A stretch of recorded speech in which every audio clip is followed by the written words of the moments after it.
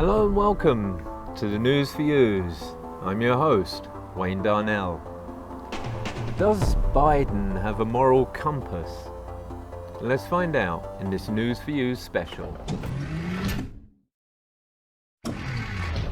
Weeks before South Vietnam collapsed at the end of the Vietnam War in 1975, the then President of the United States, Gerald Ford, and the US government attempted to evacuate thousands of South Vietnamese allies who had assisted the US during the war.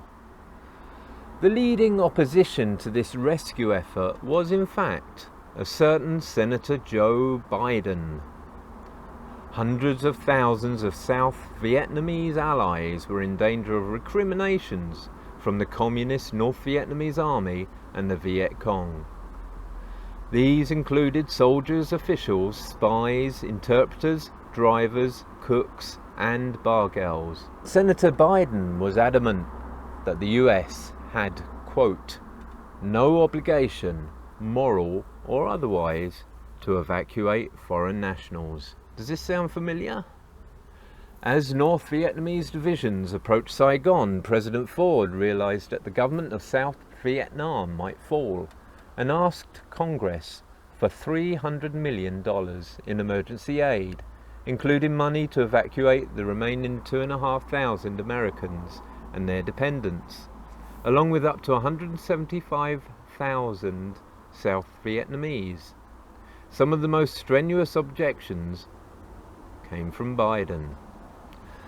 Biden also stated at the time that, quote, the United States had no obligation to evacuate 1 or 100,001 South Vietnamese. At a meeting of the US Senate Foreign Relations Committee, Biden objected to President Ford's request for funding for a mass evacuation, stating that US allies should not be rescued. We should focus on getting US troops out first. Getting the Vietnamese out and military aid for the South Vietnamese government are totally different. 2 weeks before the fall of Saigon, Biden said, quote, I will vote for any amount of getting the Americans out. I don't want it mixed up with getting the Vietnamese out.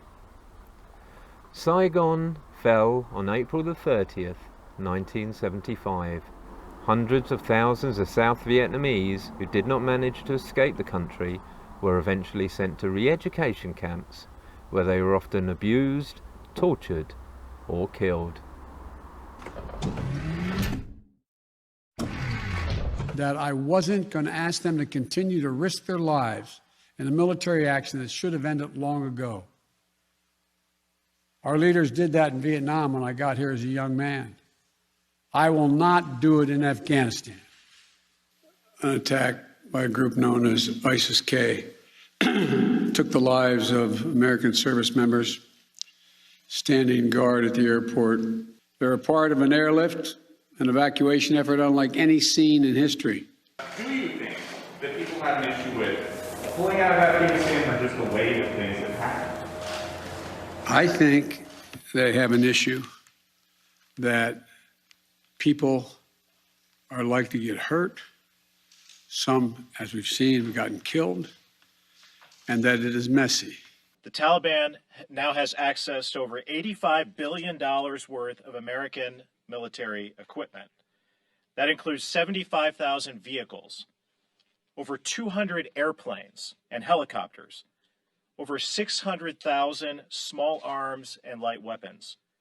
The Taliban now has more Black Hawk helicopters than 85% of the countries in the world.